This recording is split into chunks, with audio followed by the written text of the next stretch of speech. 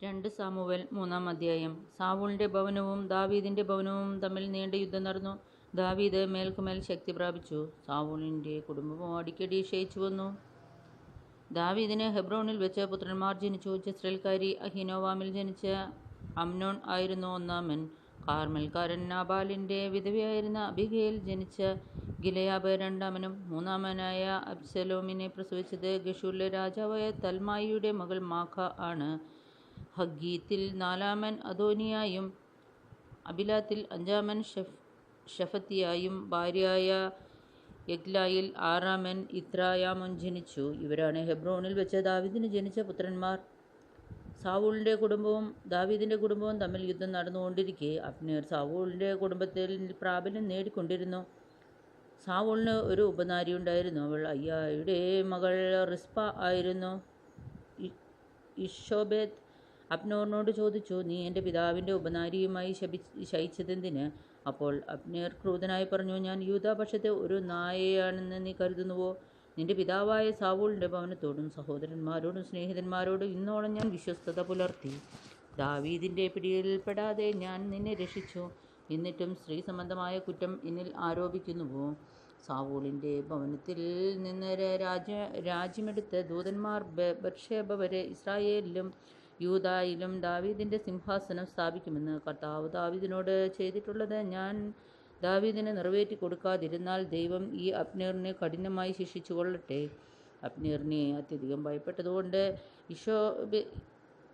ഇഷോബേത്തിന് ഒരു വാക്കുപോലും മറുപടി പറയാൻ കഴിഞ്ഞില്ല. ഹെബ്രോണിൽ ദാവീദിൻ്റെ അടുക്കിലേക്ക് ദൂതന്മാരെ അയച്ച് അബ്നേർ അറിയിച്ചു, ദേശം ആർക്കുള്ളത്? എന്നോട് ഉടമ്പടി ചെയ്യുക. ഇസ്രായേൽ മുഴുവനെയും നിന്റെ പക്ഷത്ത് കൊണ്ടുവരുന്നതിന് ഞാൻ സഹായിക്കാം. ദാവീദ് മറുപടി പറഞ്ഞു, കൊള്ളാം, ഞാൻ ഉടമ്പടി ചെയ്യാം. പക്ഷെ ഒരു വ്യവസ്ഥ, എന്നെ കാണാൻ വരുമ്പോൾ സാവൂളിൻ്റെ മകൾ മിഖാലിനെ ആദ്യം തന്നെ കൂട്ടിക്കൊണ്ടുവരണം. അനന്തരം ദാവീദ് സാവൂളിൻ്റെ മകൻ ഇഷ്ബോഷേത്തിനോട് ദൂതന്മാരെ അയച്ചു പറഞ്ഞു, എൻ്റെ ഭാര്യ മിഖാലിനെ തിരിച്ചു തരിക. 100 ഫിലിസ്ത്യരുടെ അഗ്രചർമ്മം കൊടുത്താണ് ഞാൻ അവളെ പരിഗ്രഹിച്ചത്. ഇഷ്ബോഷേത്ത് ആളയച്ച് ലായിഷിൻ്റെ മകനും മിഖാലിൻ്റെ ഭർത്താവുമായ ഫൽത്തിയേലിൻ്റെ അടുക്കൽ നിന്ന് അവളെ മടക്കി വരുത്തി. അവളുടെ ഭർത്താവ് കരഞ്ഞുകൊണ്ട് ബഹൂരീം വരെ പിന്നാലെ ചെന്നു. അബ്നേർ അവനോട് മടങ്ങിപ്പോകൂ എന്ന് പറഞ്ഞു. അവൻ മടങ്ങിപ്പോയി. അബ്നേർ ഇസ്രായേൽ ശ്രേഷ്ഠന്മാരോട് സംസാരിച്ചു, ദാവീദിനെ രാജാവായി കിട്ടാൻ നിങ്ങൾ ആഗ്രഹിച്ചിരുന്നല്ലോ. ഇപ്പോൾ ഇതാ അങ്ങനെ ചെയ്യുവിൻ. എൻ്റെ ദാസനായ ദാവീദിൻ്റെ കരം കൊണ്ട് എൻ്റെ ജനമായ ഇസ്രായേലിനെ ഫിലിസ്ത്യരുടെയും മറ്റ് ശത്രുക്കളുടെയും കയ്യിൽ നിന്ന് രക്ഷിക്കുമെന്ന് കർത്താവ് ദാവീദിനോട് വാഗ്ദാനം ചെയ്തിട്ടുണ്ടല്ലോ. അബ്നേർ ബെഞ്ചമിൻ ഗോത്രക്കാരോട് സംസാരിച്ചു. ഇസ്രായേൽ ഗോത്രക്കാരുടെയും ബെഞ്ചമിൻ ഗോത്രത്തിൻ്റെയും സമ്മതം ദാവീദിനെ അറിയിക്കാൻ അബ്നേർ ഹെബ്രോണിലേക്ക് പോയി.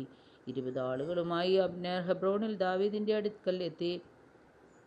അവർക്ക് വേണ്ടി ദാവീദ് ഒരു വിരുന്നൊരുക്കി. അബ്നേർ ദാവീദിനോട് പറഞ്ഞു, ഞാൻ ചെന്ന് ഇസ്രായേൽ മുഴുവനെയും എൻ്റെ യജമാനായ രാജാവിൻ്റെ അടുക്കൽ കൊണ്ടുവരാം. അവർ ഇങ്ങനെ അങ്ങയോട് ഒരു ഉടമ്പടി ചെയ്യട്ടെ. അങ്ങ് ആഗ്രഹിക്കുന്നത് പോലെ എല്ലാവരുടെയും മേൽ രാജാവായി വാഴുകയും ചെയ്യാം. ദാവീദ് അബ്നേറിനോട് പറഞ്ഞു. അവൻ സമാധാനത്തോടെ പോയി.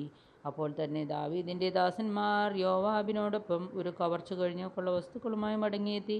അപ്പോൾ അബ്നേർ ഹെബ്രോണിൽ ദാവീദിനോട് കൂടെ ഉണ്ടായിരുന്നില്ല. എന്തെന്നാൽ ദാവീദ് അവനെ മടക്കിയേക്ക് അവൻ സമാധാനത്തോടെ പോവുകയും ചെയ്തിരുന്നു. നേറിൻ്റെ മകൻ അബ്നേർ രാജാവിൻ്റെ അടുക്കൽ ചെന്നു. രാജാവ് അവനെ സമാധാനത്തോടെ മടക്കി അയച്ചു എന്ന് സൈന്യസമേതം മടങ്ങിവന്ന യോവാബ് അറിഞ്ഞു. യോവാബ് രാജാവിനോട് ചോദിച്ചു, അങ്ങ് ചെയ്തതെന്ത്?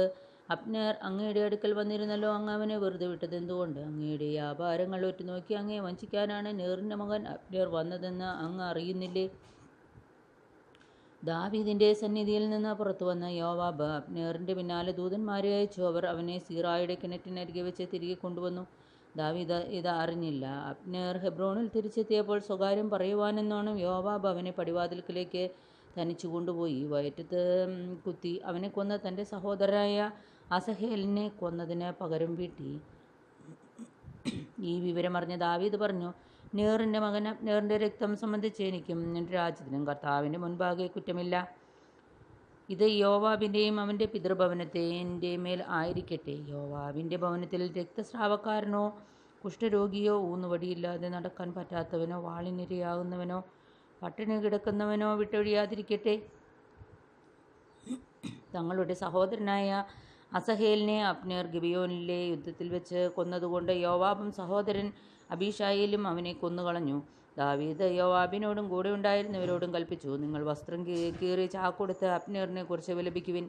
ദാവീദ് ശവമഞ്ചത്തെ പിന്തുടർന്നു അബ്നേറിനെ ഹെബ്രോണിൽ സംസ്കരിച്ചു. രാജാവ് കല്ലറയ്ക്കരികെ നിന്ന് ഉച്ചത്തിൽ കരഞ്ഞു. സകല ജനവും വിലപിച്ചു. അബ്നേറിനെ പ്രതി രാജാവ് ഇങ്ങനെ വിലപിച്ചു, ഭോഷനെ പോലെയല്ലയോ അബ്നേറിന് മരിക്കേണ്ടി വന്നത്?